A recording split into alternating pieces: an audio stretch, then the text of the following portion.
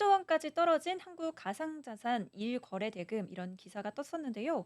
이 한국 워너마켓 가상자산 거래 대금이 약 3조 원까지 줄어들었다고 합니다. 2024년 1월 3일 이후에 가장 적은 규모를 기록을 했습니다. 워너마켓 거래소 거래 대금은 업비트, 빗썸, 코인원, 코빗, 고팍스 여기를 합쳐서 이 거래 대금을 보니까요. 이 3월 8일에서 9일 가상자산 정보 제공 플랫폼 코인게코에서 약 3조 1,900억 원을 나타냈습니다. 이는 2024년 11월 3일 약 2조 7천억 원 이후 4개월 만에 최소치인데요. 거래대금 감소는 그만큼 시장 관심이 줄었다는 것을 시사합니다.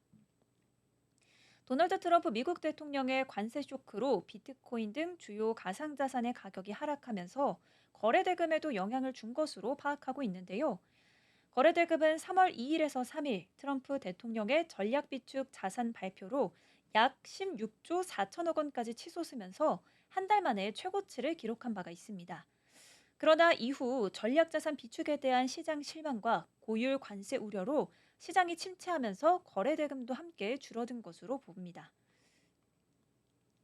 이렇게 거래대금이 줄고 있는 만큼 업비트 점유율도 줄고 있는데요. 업비트가 점유율 1위를 차지하는 만큼 이용하시는 분들 많으실 것 같은데요. 이 국내 가상자산 거래소 점유율 1위 업비트가 금융당국 제재로 흔들리는 틈을 타서 2위 빗썸이 업비트 맹추격에 나서고 있습니다.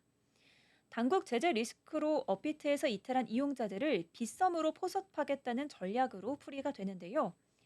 업계에 따르면 빗썸은 지난 5일 카카오톡 알림을 통해서 빗썸 이용자들에게 업비트 출금 유의를 안내했습니다.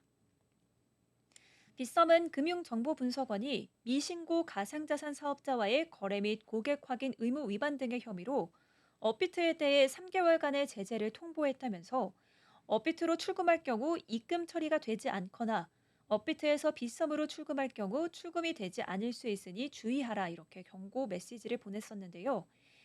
FIU의 업비트 제재에 따라 업비트의 가상자산 입출금에 문제가 있을 수 있음을 암시한 겁니다.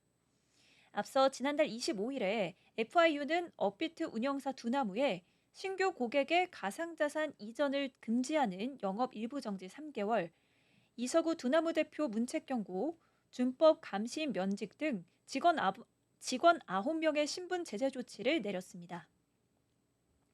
지난해 업비트 현장 검사 결과 미신고 가상자산 사업자와의 거래 금지 의무와 고객 확인 의무를 위반한 사례를 수십만 건 발견했기 때문이었는데요.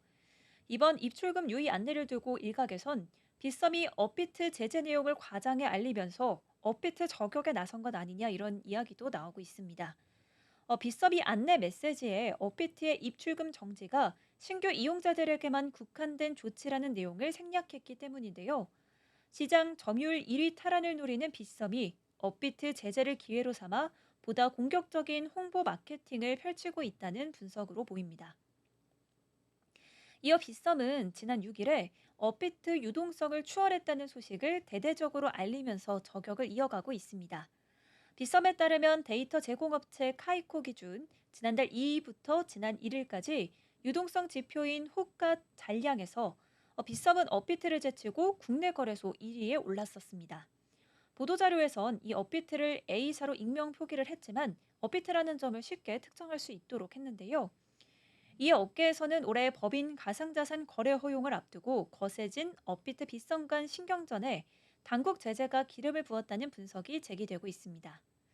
기관 투자자가 본격적으로 가상자산 거래에 나서게 되면 거래소 점유율에 지각 변동이 일어날 가능성이 높다는 전망에 힘이 실리면서 신경전이 치열해지고 있습니다. 코인게코에 따르면 지난달 업비트와 빗썸 거래대금 점유율은 각각 68.9%와 28.7%입니다. 한 가상자산 업계 관계자는 지난해 국정감사 때부터 시작된 업비트와 빗썸 간 신경전이 올해 법인 계좌 허용으로 극에 달한 상황이라면서 여기에 업비트 제재 이슈까지 더해지면서 난타전이 이뤄지고 있다고 분위기를 설명했습니다.